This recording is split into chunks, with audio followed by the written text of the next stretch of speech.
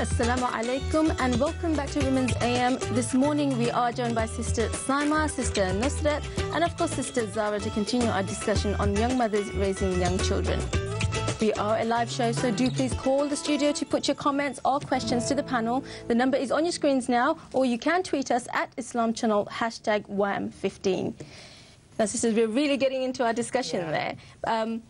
The really interesting angle that comes up here is because the whole motherhood tends to get compared to our career and our studies, the fact that it's almost treated as an obstacle in life.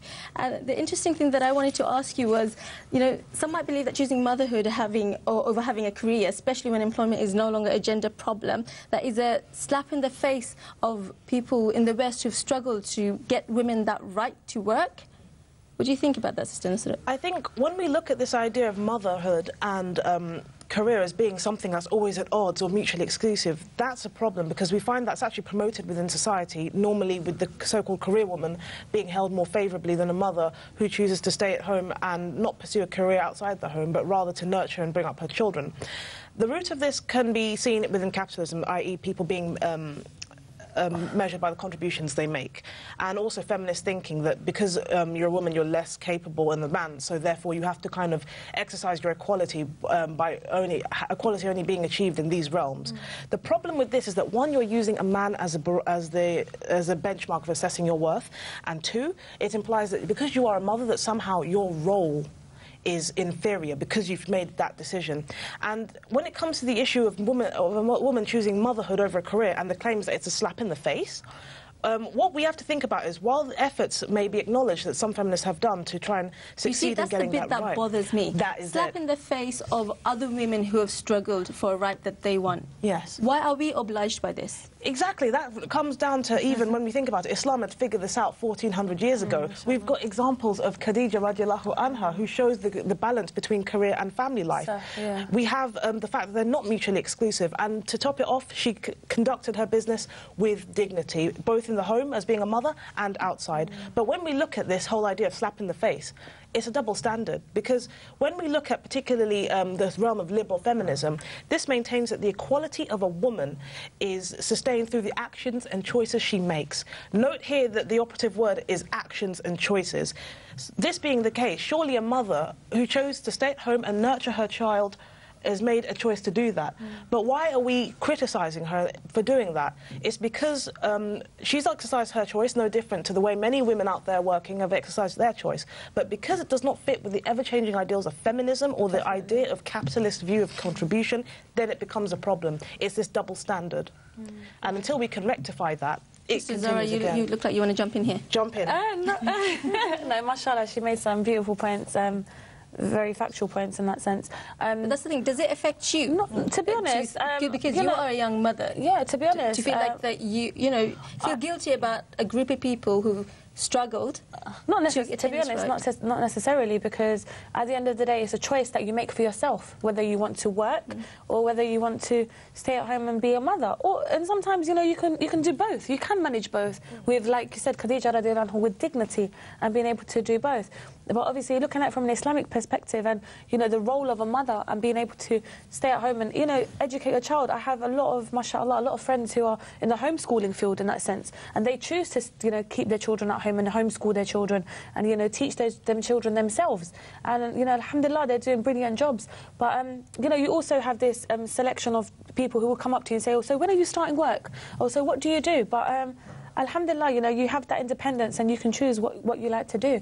And again, I have, you know, my daughter, and I have my own events management company called Zaf Management, which, you know, I balance on the side, doing fundraisers and events for sisters only. So again, you're an example where you can do both. And why do children have to be an obstacle? Yeah, I think Sammy, you talk. I think that people look down upon people that are women who have gone on to have children young and have not achieved certain status in their career, or have not climbed the career ladder, or even have left their education. They look down upon that because I think sometimes overall young mothers in the society that we grow up in are seen as a burden on society. They're seen as a burden on the welfare system, because what is happening is that a lot of young people are having children young. And again, I want to emphasize this, that this includes the Muslims as well. they're having children young without any maturity. It's absolutely fine to have a child young. And it's fantastic that you can achieve other things as well, that you have aspirations to achieve other things. And this can be easily achieved if you've got family support, which this is another thing we're lacking in the West, where the family unit is breaking down on all four corners of the house, yeah? There is an increase in young mothers having children. But why do you think that women are making that choice to have the children? I think, personally, coming from my own perspective, I think a lot of our, the younger generation, they're growing up and they're looking for Islam, and they're looking for Allah, and they're looking to, kind of complete half their deen, and they want to do it the right way and the way that, they're learning about their Islam, and then they're teaching, the older generation in that sense, like their parents, what Islam is and how, they want to, do it the right way in that sense, and you go into a marriage, and consequently you have a child, and but it's a mutual. I think it's a mutual decision, and this whole concept of you kind of fall back on your career or whatever. Like, alhamdulillah, I got my degree, and I have that to fall back onto. And if I did want to go back into that career of law, I could actually go into that and expand on that expertise. But again, like the sister said, definitely support from my family. Your spouse, first and foremost, your spouse and your family support, like a network. For example, being able to leave your child with people that you trust, then being able to go to work. So alhamdulillah, I have my mother, mashallah, and I have my husband, alhamdulillah. But just to also touch on what you said before, Sister Sama, about the biology of children, but surely it makes sense if the biology tells us that children are ready to be mothers. Not at all. Where does this come from? How you can, subhanallah, say you're 9, and some girls have become physically a woman at 9. Seriously?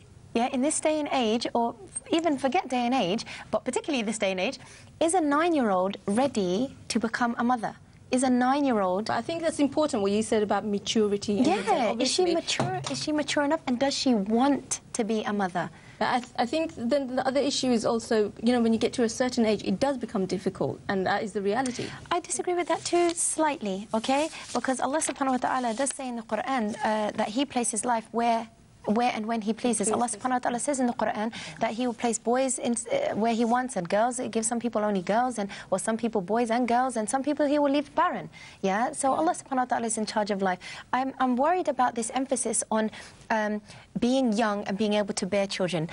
I am seeing now a phenomenon, definitely here with the people that I hang around, people that I went to university with. A lot of sisters have gone on to get married young, and a lot of these sisters are struggling to start a family. It doesn't necessarily mean that if you are in your prime biologically that you're going to be able to have children. And I think it's worrying, because I also help people get married. I think it's worrying when we place too much emphasis on age and fertility, because marriage is not just about bearing children. It is the format in which you what raise can a family and community do to ensure that they are doing this for the right reason? just to finish this point, that the problem of emphasizing on age and fertility is that what about sisters who, for whatever reason, haven't gotten married at a young age, and they're maybe in their late 30s, 40s, and they want companionship? Just because maybe it's perceived that they're not fertile anymore, they are now left to be alone and go through this life alone with no companionship, no support, no one to call their own. This is wrong. This is not what Islam This is the situation we are in, Nusra. There are a lot of sisters who are at age and they're not married because there's this view that they're too old to be married. And, it goes back to what Simon says, actually. Age and this kind of idea of youth is something that we socially construct. Generally, Allah is the one that decides when people, at least in terms of qadr, decides when that actually happens.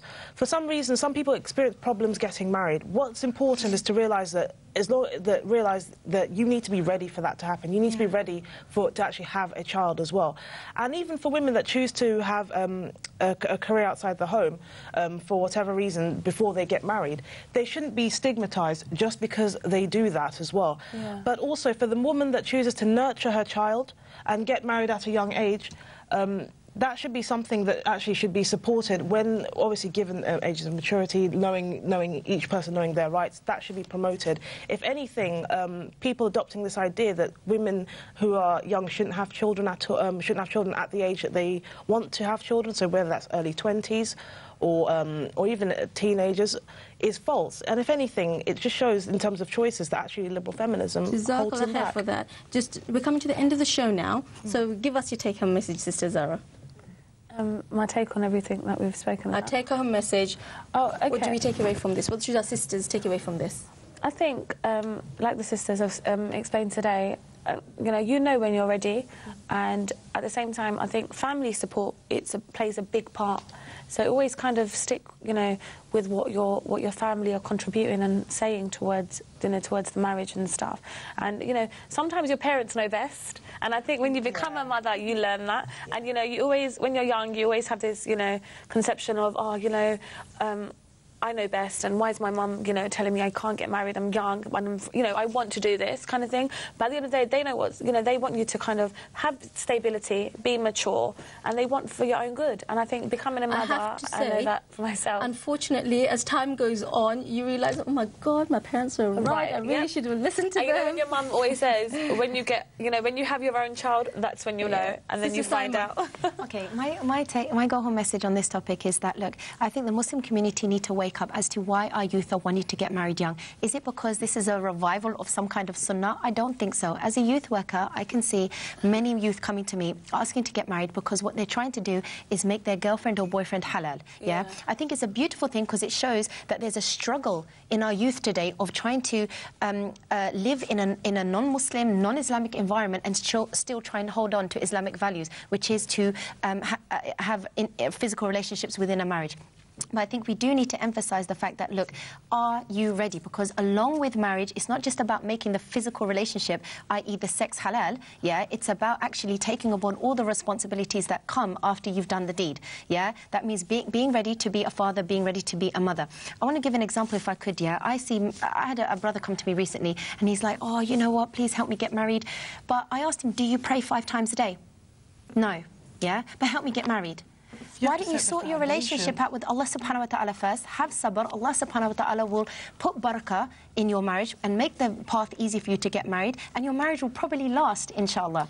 And on that point, some very interesting points. I think we can leave sisters to think about some really, really crucial points made there for this topic. And I think we can really, can we have another show on this? I think it's just so relevant. Motherhood is not just a big blessing, but also a big responsibility, and one that needs to be carefully considered. We know that our children are an amana, a trust, and that we have to fulfill their rights over us and raise them in a way that is pleasing to Allah subhanahu wa ta'ala. So let us remember the dua found in the Quran in 46:15. My Lord, enable me to be grateful for your favour which you have bestowed upon me and upon my parents, and to work righteousness of which you will approve, and make me righteous for me and my offspring. Ameen. This, inshallah, has been a much-needed discussion for all our young mothers out there. But if you missed any of it, all is not lost. You can catch the repeat tomorrow morning at 6 a.m.